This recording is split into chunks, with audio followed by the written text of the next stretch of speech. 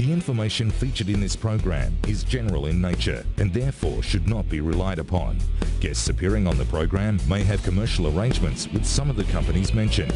Before making any investment, insurance or financial planning decisions, you should consult a licensed professional who can advise whether your decision is appropriate for you.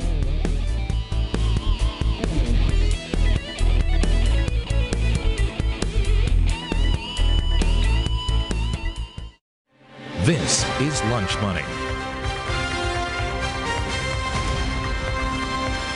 Hello and welcome to Lunch Money. I'm Kate Williams. If you have a question about what's happening on the market today, you can give us a call. Our phone lines are open, 1300 30 34 35.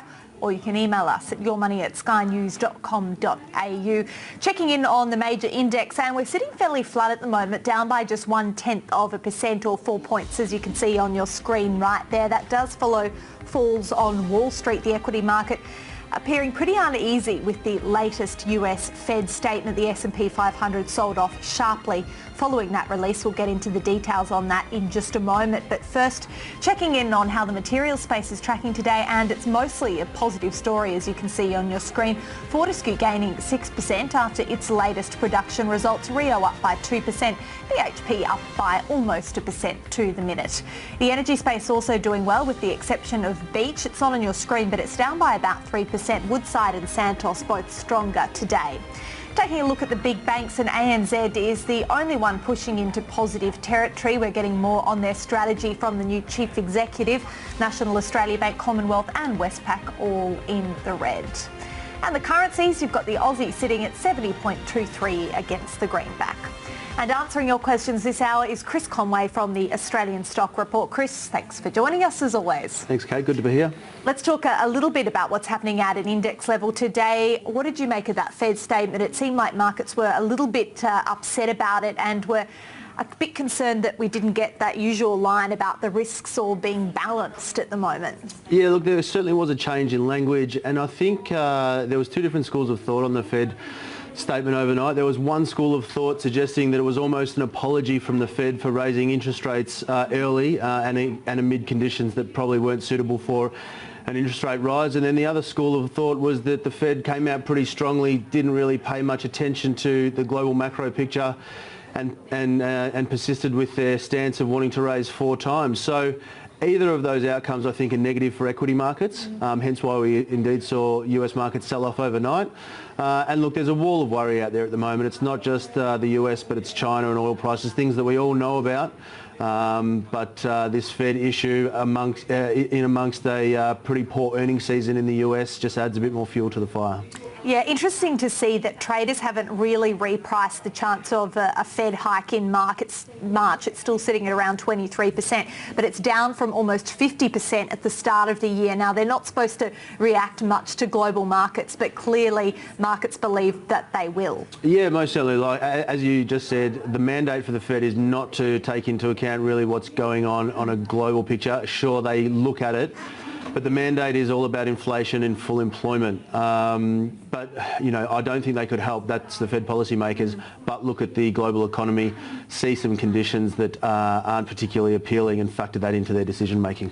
Let's bring in Nathan Somersundaram. He's joining us from Baillieu Holst now. Nathan, your take on that Fed decision overnight. Do you think it was a bit of an apology? I think it's an interesting one. It's a bit like some of the market updates we get now. There's a bit for everyone, and you can take it however you want it. I suppose to a certain extent, when they did move in December, they didn't really move because they saw everything was perfect. They moved because they pretty much cornered themselves and they waited way too long, and they really didn't have much of a choice. So now, what do they go from here? Really, once they've gone into it, they've flagged 4 changes this year, and the market was only pricing in 2. So I think the reality is beginning to sink in, and gradually, I think this is the first step on them backtracking, and I think gradually they'll walk back to probably a 2 rise in 16.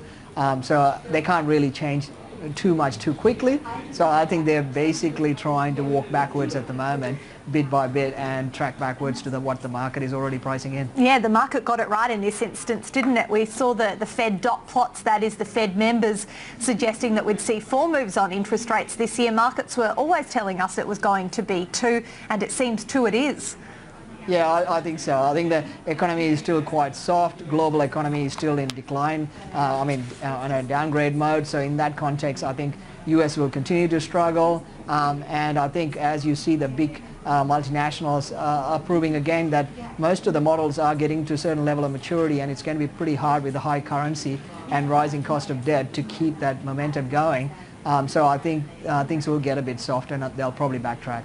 For those of you at home looking to phone in on that number at the bottom of your screen, we will be taking your calls very shortly. 1300 30 34 35 is the number to dial. First to some company news, and we're getting a lot of production reports out at the moment, including the latest from Fortescue Metals. Chris, interested to get your take on this one. We were also watching costs as well as the price of iron ore continues to fall, and they are bringing those down consistently. Yeah, they have, and that was the key takeout of the numbers this morning for me, is that they've brought their costs down once again. They've been doing it consistently over quarters, probably for about the last 3 or 4 quarters. They've moved to a price point that is consistent with BHP and Rio Tinto, which I think is an exceptional feat in and of itself. Couple that with the fact that they've been paying down debt. It's all starting to look better and better for Fortescue. The big caveat, of course, though, is iron ore prices, and if iron ore prices continue to fall and crunch those margins, well, it doesn't really matter how low your costs are, you can't make all that much money. So on the face of it, Fortescue doing the right thing. We'd just like to see a consistent iron ore price or even a rise in the iron ore price, and they'll benefit handsomely. Yeah, Nathan, to you on this one. It's estimated the break-even price for Fortescue's at about $35 to $38. The average sale price is sitting at about $42. That's not much of a margin, is it? No, it's not. I mean, it's in the rounding errors now. So look, as Chris said, they've done really well in managing their cost. So it comes down to they're paying off debt, reducing costs, and they're praying like hell that iron ore price holds up and goes a bit higher. Apart from that, they can't really do a lot. So at the moment, I think the price is probably priced well. I think it'll just move with the iron ore price. I just don't think iron ore is going to make any big moves up. So I think FMGs probably move up and down, maybe 10%, but I don't see a huge move in FMG till iron ore recovers substantially. Nathan, we'll be speaking to the Chief Executive, Nev Power, actually in the next hour. Is there anything you would ask him? Oh, look, at the moment it's out of their hands. They're doing as well as anyone could, but at the end of the day, it's about what happens in the big picture. Is China going to go through another big build-out? I doubt it. Unless, I think the big game changer for them is, will the Asia Infrastructure Fund, if that gets going and they start doing big projects, that might get the demand up and running, but till then, you just got to sit and hope at the moment. And just that programming note, we will be speaking, as I said, to Fortescue Chief Executive Neville Power in trading day. That's later today. For more on those numbers and the outlook for the company and the broader market, that'll be from 1:30 p.m. Eastern right here on Sky News Business. All right, let's switch tracks and quickly talk about Slater and Cordon before we get to our first caller today. And Chris, the company appears to have missed that self-imposed deadline to update investors on the closely watched cash flows. Is this a red flag? Again, another one. Yeah, this is a huge red flag for me, Kate. I remember being on the show with yourself and Nathan 2 weeks ago, citing that there was just too much risk surrounding Slater and Gordon. It's a mess of a company at the moment. It gets even messier. They've come out 1 week and said that they're going to meet some numbers. Then they've come out 3 weeks later and said that they won't do it. We know about Quindale. And now this is just the latest sort of nail in the coffin. They've put a date to the market. They've missed it. That can only mean that things aren't going well, because of course if you've got good news you want to bring it out to the market as soon as you possibly can. So yes, it is a huge red flag. The ultimate bottom line is, if you are looking at this one, well, I'd strongly suggest you look elsewhere. If you are holding it and have been holding it all the way down, well, wait till the numbers come out in reporting season, because you've probably lost that much on your investment that the last 70 cents is almost irrelevant. Yeah, pretty painful ride if we look at that chart just there, Nathan. I'm sure there's some people who bought in the past month or so hoping to catch an upside surprise on this one. Do you think it may come? I think the risk is so high, it's probably not worth it. You take what you can and go. At this point, it's just nobody really knows where it sits. I mean, you've seen Shine come out, the pure Aussie play, similar kind of, I suppose, sector came out and they've put, I suppose, an update where they're going to be restating things as well, and there is no real material on how far these downgrades potentially could be. So there's real red flags running around. What Chris said is true. If you run it all the way down, you're probably better off waiting for the data and hope it comes out half decent. If you just jumped in, take the loss and get out. Okay, thanks, Nathan. We've got a caller on the line. James from Sydney, what's your question? Thanks for taking my call, Kate. I've got a couple of questions. One is on NAB. NAB is going to demerger, and the shares are going to be 1 share per 4. Do we have to pay for it, or is it given to us free? And secondly, I called you yesterday regarding A2 Milk, regarding Noel from Macquarie Bank said he's going to let you know when the announcement will be from A2 Milk. I wonder if he did. Thank you. Hi, James, if we can just ask you what announcement... We've lost James there. I think he's turned on his TV to hear the answer. Apologies. We might just go to the National Australia Bank one, if that's okay. To you first off, Chris, and he referred, of course, to the demerger of the UK assets there. Yeah, so like the fact that the demerger has been approved, of course the vote was, I think it was yesterday, resounding approval to demerge those Clydesdale assets. Good riddance to an unprofitable venture over there in the UK, or an unfruitful venture I should say, in the UK. I believe the question from James was whether the shares will be given. I believe that they will be as a part of that demerger. Glad that NAB is out of this space. They can focus on operations back home. ANZ has come out today and said that they're winding back their operations somewhat in Asia. So stay at home, boys. Focus on what you know you can do well and build your business that way. I think that's what the banks need to be doing. Nathan, your thoughts on National Australia Bank as we watch this demerger executed? Yeah, look, I mean, as Chris said, I don't think you have to pay. I think you get shares, and I think all 4 banks soon are going to be pretty much the same. So they're all going to be local players. They're basically going to strengthen their balance sheet and then wait for better times. So in that context, ANZ, NAB, historical underperformers, and if everything comes down to the same game, I think in a couple of years you probably will make more money on ANZ and NAB. But look, at the end of the day, the top quality player is CBA, and everyone will always pay a premium for it. On that, Nathan, we've got an email from Shane who says, what do you think of ANZ at the current price? It's timely because we know Chief Executive Shane Elliott doesn't seem to be pushing ahead with the same super regional strategy that his predecessor Mike Smith was really championing. Do you think there's any chance that we'll see eventually these Asian parts of the business disposed of? I think they'll gradually do it. They probably don't want to do it in large level just so that they don't spook the market a bit. So they'll probably start off with the least profitable one and work their way down. And you have to remember the Asian overall market is in a bit of a decline at the moment. So if things improve, they'll probably get a better price for the better businesses. So I think they'll probably do it from the worst shop to the better shops and make a bit more cash on the short term.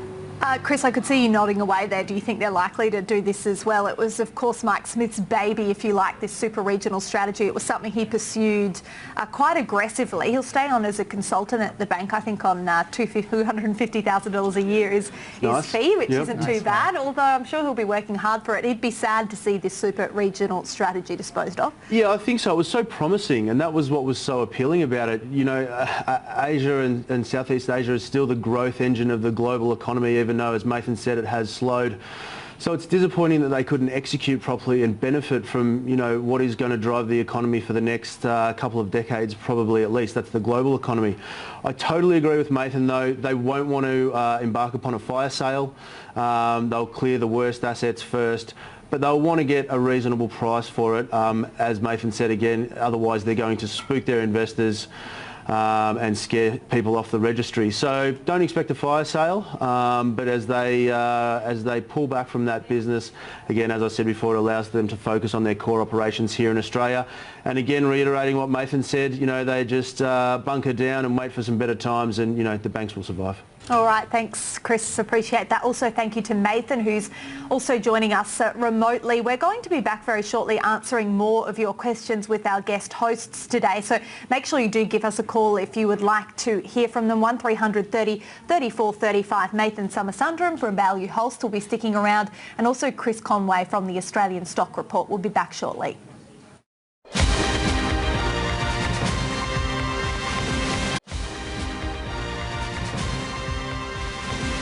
Welcome back to Lunch Money. If you have a question, you should give us a call. Our phone lines are open right now on 1300 30 34 35.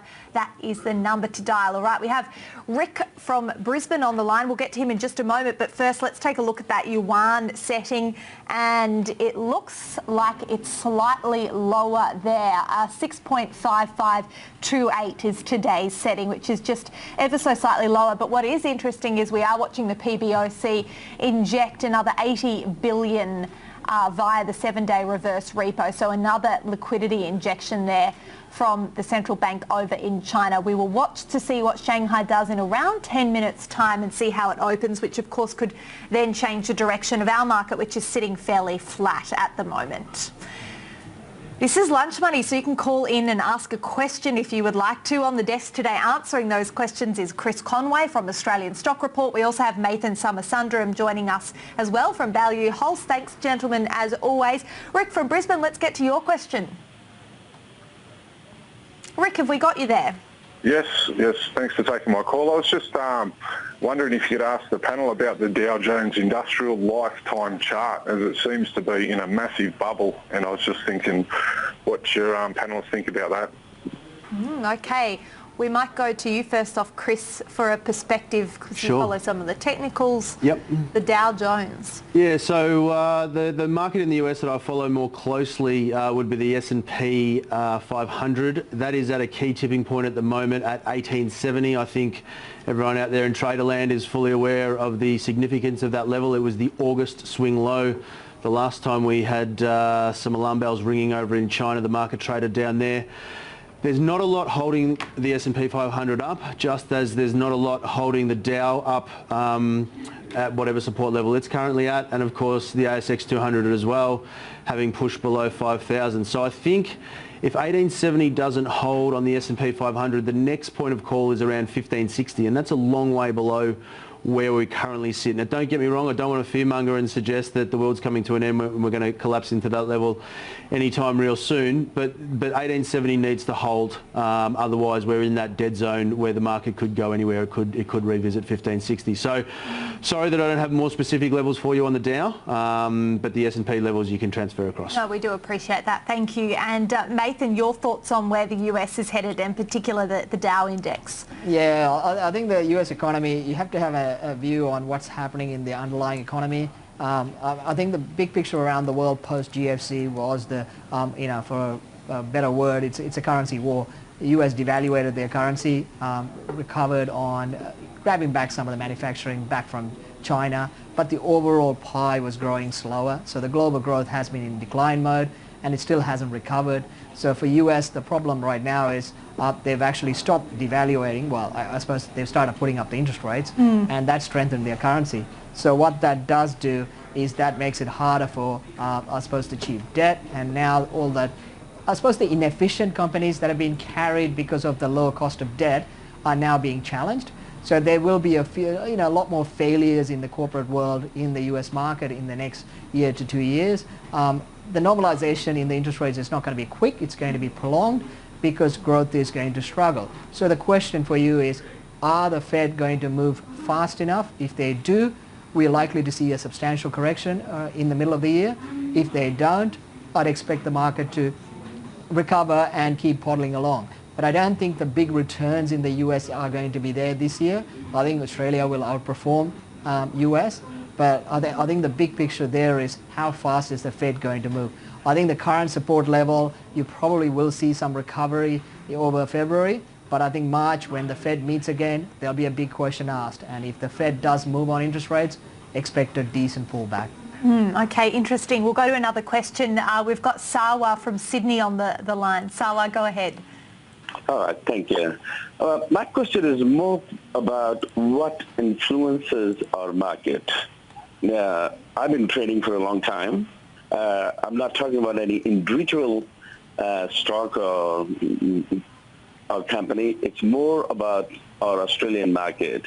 I understand there are influences from EU, US, China, but if we take yesterday's example, that we had strong leads from US and EU, and then during the day it's been very good. The Japanese market was also up, but we kept on going down.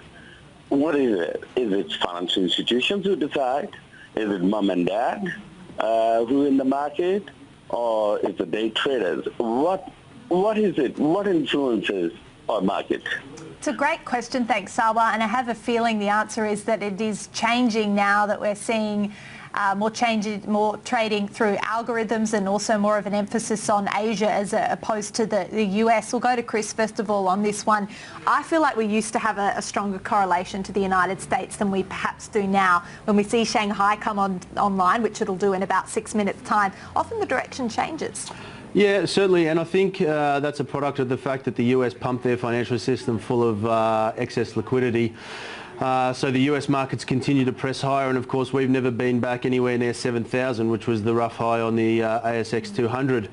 To answer the question more directly though, it really is fear and greed. My mentor taught me that the stock market isn't numbers, it's an accumulation of people and people's thoughts and ideas about market information. So it really is at a very basic level, it's a study in human psychology, the financial markets. Now we've seen a big sell down. We saw a 3-day rally on the ASX 200, and then, as you say, we saw a sell-off yesterday when we had strong leads from the overnight session.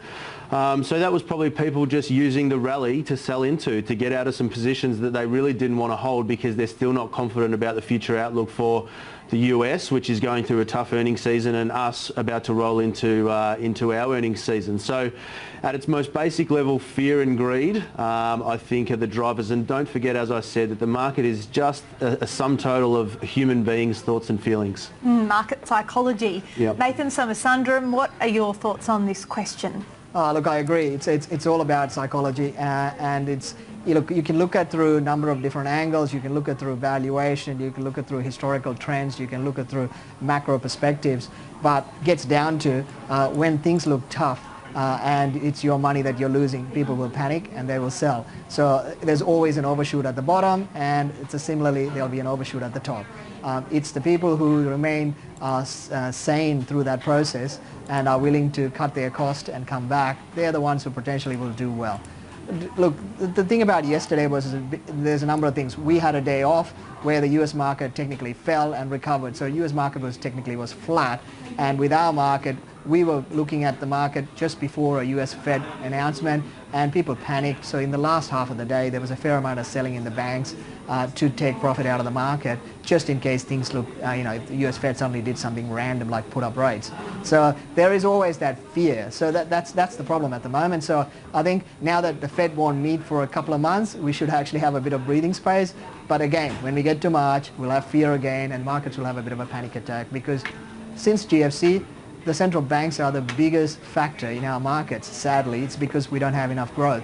And while growth remains low, central banks will continue to control the markets.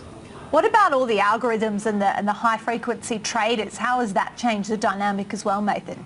Look, it's a similar thing. I mean, you take the fear and greed and take it to an exponential level, because the whole idea with algo trading is it feeds on its own frenzy. So it can go both directions. It can overshoot even harder, because human beings at least have some kind of logic. At some point we go, look, we've lost too much, we'll just hold on because these are quality companies. But an algo trade just works on pure logic. Gets to a certain level, it has to get out because the risk measures shoot the lights out.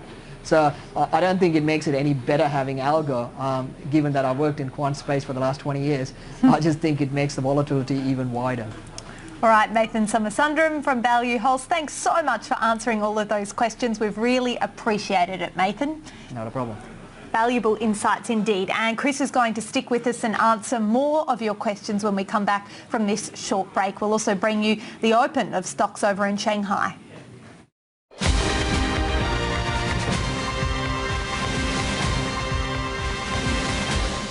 Welcome back to Lunch Money. I'm Kate Williams. It is 12:30 in Sydney and noon in Adelaide.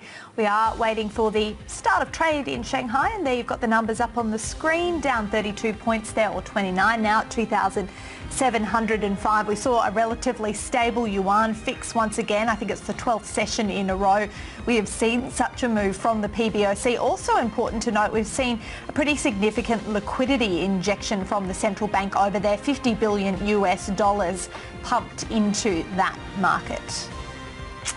All right, worth checking in on our market now, and it's pushed us into positive territory, up by about 0.5% there, or 25 points at 4,972. So our market taking a turn for the better just in the past 15 minutes or so. The Australian dollar worth checking in on, you can see 70.29 against the greenback. We've got Chris Conway up on the desk answering questions this hour. Chris, that flip in the local market, we've gained about 0.5%, possibly on the back of that move in Shanghai. What do you think? Yeah, I think so. Consistency in the yuan fix is nice to see. As you said, 12 sessions in a row. It's a good turnaround from this morning. I think we were down 30 points at one stage when I was on the way to the studio, and we've rallied back, plus 20 now, so it's a good 50-point turnaround. So encouraging to see. Whether or not it's sustainable, though, that's the ultimate question. Okay, we'll go back to the callers now, but we'll continue to monitor the local market reaction there. As I say, up by about 0.5% at the moment. Now, Neil from the Gold Coast has phoned in with a question. Neil, go right ahead. Hey, how you going, Kate? I thought you'd know what I'd be asking about. I'm going to ask Chris if he thinks that Telstra will be able to maintain their dividend with this Asian expansion they're doing. Like, they bought this underwater sea cable there a while back, and even just last week they bought two businesses over in the United States, and that business and another cloud sort of business. So yeah, everybody seems to be worried about how much Telstra will lose from the competition, but what they're doing in Asia, will it perhaps offset that, do you think? Good question. Thanks, Neil from the Gold Coast. And he mentioned the competition. We've seen some consolidation in the space and some competitors building themselves up there. It is a concern for a lot of shareholders. But then at the same time, this Asian expansion into the Philippines, for example. Neil's question is, do you think one will make up for the other? Yeah, I think so, and I think Telstra has got such a strong position locally, and they generate so much cash that they can afford to maintain their dividend. I think that was another element of Neil's question. They can afford to maintain their dividend and look to expand and acquire businesses as they have done already. I'm not sure about the size of the acquisitions. I didn't see those acquisitions last week. But yeah, like I said, they have such a strong position locally, and I think the reason why we've seen some consolidation in the telco space is there were too many operators and not enough customers to go around. Telstra is still number one, though, in terms of coverage. Some would argue maybe not number one in terms of service, but they're still the preeminent brand. As I said, they generate a huge amount of cash, and now they're deploying that cash, but I think their dividend is sustainable. And just having a look at the price action, it has bounced recently off the $5 level. It looks as though it's basing out. It will have that dividend support, and who knows, if they report well in the upcoming reporting season, a push back to $6 is not out of the question. All right, great. Thanks very much for the answer there, Chris. We'll go to our next caller now. We have Mick on the line from Adelaide. Mick, what's your question? Yeah, g'day. I'm just wondering what you think of the future prospects for Sino Gas Energy. Okay, great. Thanks for the question. Sino Gas, an Australian energy company that's focused on Chinese unconventional gas assets. Yeah, don't know a lot about this one, unfortunately. I'm having a look at the chart here, and boy, has it been sold off aggressively in the last 8 or 9 months. It's moved from around 21 cents, what was it, in March, and is now trading down around the 3 cent handle. So it's operating in a tough space. This is just at a macro or broad level. Obviously, oil prices have been absolutely hammered. We're all aware of that story. And the China story as well, with growth slowing there. So two factors working against it. I don't know much about, as I said, or anything about their operations, but just looking at the share price, you know, it would be tough to be buying this one. If they've got some great project that you think is worthwhile, well, then you'd make the investment. But on a technical read, I think this is one you'd steer clear from. Okay, thanks very much, Chris. We've got Peter on the line now. Peter, you're phoning in from Sydney. What's your question? I was wanting to find out what your thoughts are on Kingrose Mining, KRM. All right, thanks, Peter. It's not a company I'm familiar with. I suspect it's quite small. It looks like it's a high-grade, low-cost gold producer. If you're not familiar with it, Chris, feel free to discuss gold more generally. Yeah, so unfortunately I'm not familiar with this one, but I do actually like the gold space at the moment. Gold should continue to benefit from what the Fed's doing over in the US and of course the safe haven flows of capital as people who are wary of equity markets roll out of that and roll into the US dollar and roll into gold. A lot of local gold producers recently have been reporting quite strong production numbers. Newcrest today, Northern Star as well. St Barbara Mines was another one. So it seems that Australian gold miners are faring quite well. They will benefit from a falling Australian dollar. So overall the space looks reasonably healthy. I would happily be a buyer of some local gold producers. KRN, as I said, I apologise, I'm not familiar with the stock. No problem. Thanks very much, Chris. We've got another call on the line now. We've got Bert from Perth. Bert, your question, please. Yes. Thank you, Kay. Yeah, look, I just wanted two questions. One about Worley Parsons. Is it worth buying just for the up and coming dividend in March? Looks like quite a sizable dividend there. That one's running at about 17% per annum, but I don't know whether that's actually accurate or not. Obviously, that's sort of like 40% in March and then 60% 6 months hence. But the other question I got is on Domino's Pizza. I know it's had a very good run-up, but I suspect that a long term this would be a good investment because of its takeover of pizza chains in Germany and in France, which will come through the numbers of the books of that company in the years ahead. Thank you. All right, thanks very much for the question, Bert. To Worley Parsons first off, we've seen shares absolutely crunch. They're down at new lows this week at around the 340 mark, but the PE level's actually pretty low, just over 4 times. Is that a sign that perhaps investors don't believe the numbers that are being touted to them? Yeah, quite possibly, and I think that the core of the question was about their dividend. One would very strongly question whether or not it's sustainable. You know, we all know the story there in the oil services space and mining services. Share prices have been absolutely crunched. They would have had significant cash burn as oil producers have shelved projects, and of course they haven't been able to provide their services to those companies. So it's not one I would buy, and it's certainly not one I would buy of the expectation that the dividend will be maintained. I think you'll see that cut most definitely.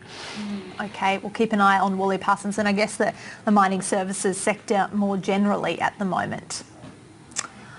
I think we might be going to an email now from Sue, who writes in and says, why has Insightic Pivot sold off so heavily? All right, this is an interesting one at the moment. Its shares have been sold off in recent weeks. In fact, it's even copped a please explain from the ASX, Chris. Just today, I just want to tell everyone at home as well, Morgans has come out with a hold on the stock and a 340 price tag as well. Your thoughts, Chris? Yeah, so fallen from $4 not so long ago into $3.10. I'm not sure of the explanation for why it's been sold off so aggressively. It appears no one is. Yeah, I did. There was something in the Fairfax newspapers this morning suggesting that it would have something to do with China. I'm not completely familiar with their business model or how much they sell into China. Technically though, again, this is one that if you're holding, you know, $3 is probably your risk point. If that gives way, I'd suggest you get out and move to the sidelines. You wouldn't be a buyer of a stock that's fallen so sharply, regardless of what the reason is. If you can't put your finger on exactly what the reason is, well, don't question it. The stock's falling. Probably best to just move to the sidelines and wait till the stock finds some support or indeed turns higher. All right, thanks very much. We're going to take another call now. We've got Tim from Sydney on the line. Tim, go ahead. Yeah, I've been watching the lead up to a company called Surf Stitch. They've been a good run up prior to after the new year. I just wanted to see what, and it's been on a lot of buy recommendations from a lot of boutique brokers. I wanted to see what you thought of the stock. Yeah, it's a company that's now worth more than Billabong, I think, according to all the headlines that have been around recently. Are you familiar with this one? It's an online retailer. I'm sort of familiar with the space. I was reading with interest the other day that Oaktree is buying up Quicksilver. Billabong has had a pretty strong turnaround from when it was at 50 cents, a couple of years ago. This being an online retailer, they'll be able to keep their costs down. The stock is fairly well supported. I'm just having a look at the price chart now. Seems 160 is the risk point. Recent high around $2.10. Again, sorry, I don't know any more about the fundamental story, but it looks constructive from a chart perspective. And if the fundamentals stack up, no reason why you wouldn't be a buyer. All right, thanks very much, Chris. We appreciate that. That's a perspective on Surf Stitch. Okay, we're going to go to a quick break. We'll be back shortly. We'll take another look at what's happening in Shanghai after the market open there, and also at stocks here at home which have pushed further into positive territory. We'll be back with our guest host answering more of your questions in just a minute.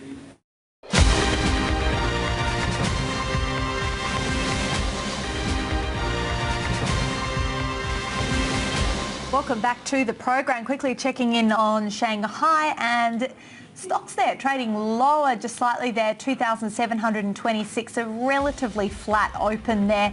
We did see the yuan set steady once again, or relatively steady I should say, and also an injection from the PBOC. The Hang Seng, the only one regionally that seems to be doing well, along with our market, which is also sitting up by about 0.6% on broad-based gains today.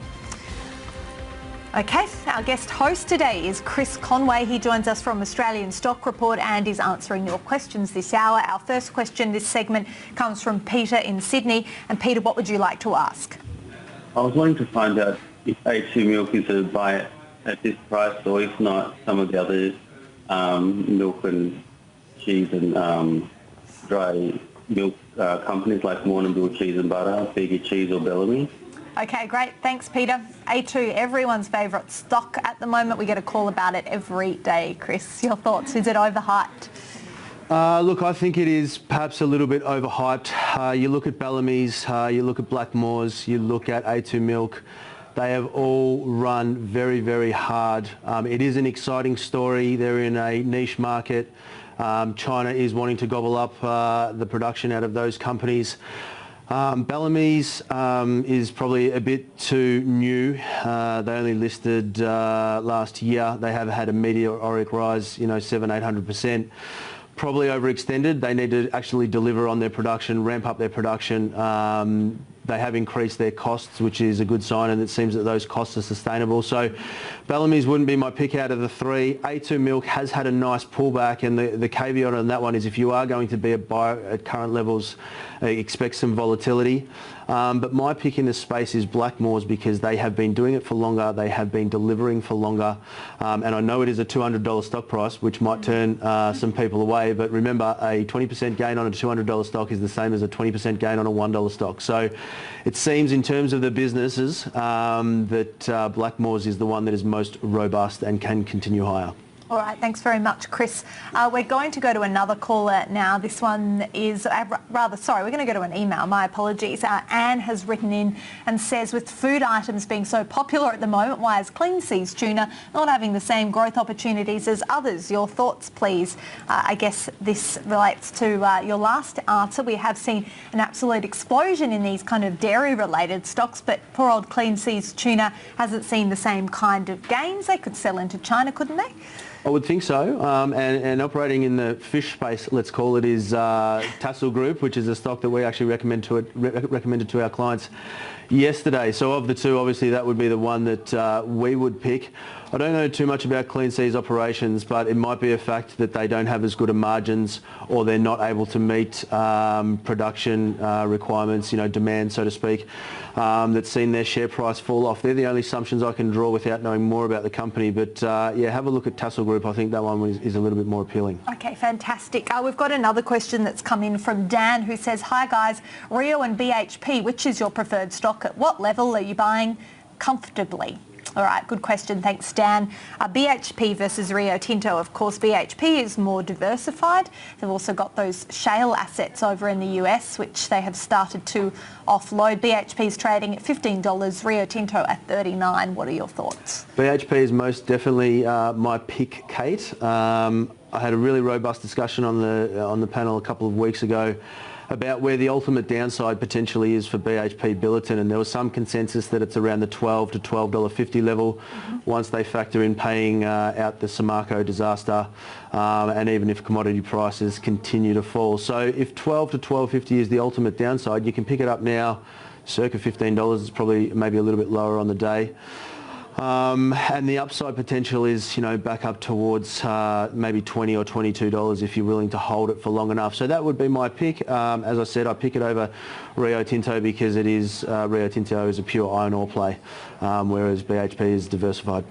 What about Fortescue? We mentioned it earlier on in the program, and as I mentioned, we do have Nev Power coming in next hour to discuss the latest production numbers. How do you feel about Fortescue with the debt levels it has at the moment, still more than its capitalisation, and also, I guess, a higher cost base and a product that isn't as clean? Yeah, well, I certainly like the numbers that came out today. They have done an exceptional job, and indeed they needed to, in terms of reducing costs. They should be commended for that. They have a price point now that is similar to what BHP and Rio Tinto produce at, albeit, as you said, at a lower quality of their fines. The other thing is that whilst they do have a considerable amount of debt, they have gone again to extra lengths to pay that debt down quite quickly. And I think in terms of when those debt payments arrive, they've got pretty clear air now out until about 2018 or 2019. But as Mathan said earlier when we had him on the panel as well, it's all about the iron ore price. We really need to see some consistency in the iron ore price. It seems to have steadied around the $40 a tonne level. But again, if iron ore prices continue lower, it doesn't really matter how much you reduce your costs. If the price of the asset that you dig out of the ground is chasing your costs lower, it's going to continue to crunch your margins. So that's the overarching factor, I guess you'd say. Okay, thank you, Chris. We've got an email that's come in from Joe, who asks, I noticed the share price of Green Cross has risen 3% today. Given all the talk about takeovers, is it a buy at the current price? Green Cross, of course, Chris, is a chain of veterinary clinics. They've been acquiring at a rapid rate. That's how they've been achieving pretty substantial growth. Yeah, so I think this company, a robust discussion with the analysts in my team yesterday, this company is under a takeover offer at the moment. We were discussing whether or not we think there'll be a revised takeover offer, as in a more sweetened one. There is some suggestion that there will be, which is why I think you're seeing the stock price move higher, even though, as I said, it's already under takeover. So, that's going to be a binary outcome. Either they will or they won't. If you're willing to take the risk, it might pay off. But, yeah, it's a 50-50 bet either way. Okay, all right, thanks. That's perspective on Green Cross there. I believe we're going to go to Max now from Broken Hill. Max, what's your question today? I'd just like to know a question about Medicare Private, about to hold or to sell, what the market is like with Medicare Private. Okay, Medicare. Let's take a look at this one. It's policies, possibly I should say, subject to policy changes. Of course, we're hearing about surcharges and whatnot. We've got an election coming up, so we could see some risk in that respect to the upside or downside, I guess. Yes, I'm assuming that was Medibank Private that we're discussing? Or I would think so, yes. Yeah, okay. So obviously they had a really good pop a couple of days ago on some strong numbers. It's all about growth for these guys, as well as bringing down their costs. Costs seemingly they have been able to bring down, but how quickly they can grow their business. And again, remember, we have circa 20 million people in Australia. It is a finite number of potential customers. There is pretty strong competition in the space. So the question begs, can they continue to grow at a rate that is going to sustain further share price increases? I would hazard a guess no. So it's all about whether they can continue to reduce their costs. And again, on that one, I would be sceptical because they already have reduced their costs quite significantly. So you might use the recent pop as an opportunity to get out at a good price. Okay, and Chris, we'll just finish off with what you're buying at the moment, what you like the look of. Yeah, so as I mentioned, Tassel Group is one that we recommended to our clients yesterday. Yeah, the salmon producers. We like gold at the moment as well. The banks are interesting in terms of being on a 10% grossed up yield. Although, as we've heard recently, ANZ in particular is possibly going to take a hit to their dividends. But I think for a long-term investor, they need to be looked at. And, you know, as I was saying before, BHP, Rio, Fortescue, BHP would be my favourite stock in the space. But the commodity cycle, I know it's doom and gloom out there at the moment, but it will turn. It always has throughout the hundreds of years of history that we've seen. So if you have a longer-term perspective, maybe start looking at your BHPs and your Rios, but that's a 2 to 3 year play. All right, Chris Conway from the Australian Stock Report. Thanks as always for joining us. We do appreciate it. Thanks, Kate. That's all we have time for in this edition of Lunch Money. A big thank you to our guest host and thank you to all the viewers for calling in, of course. The information featured in this program is general in nature and therefore should not be relied upon. Guests appearing on the program may have commercial arrangements with some of the companies mentioned. Before making any investment, insurance or financial planning decisions, you should consult a licensed professional who can advise whether your decision is appropriate for you.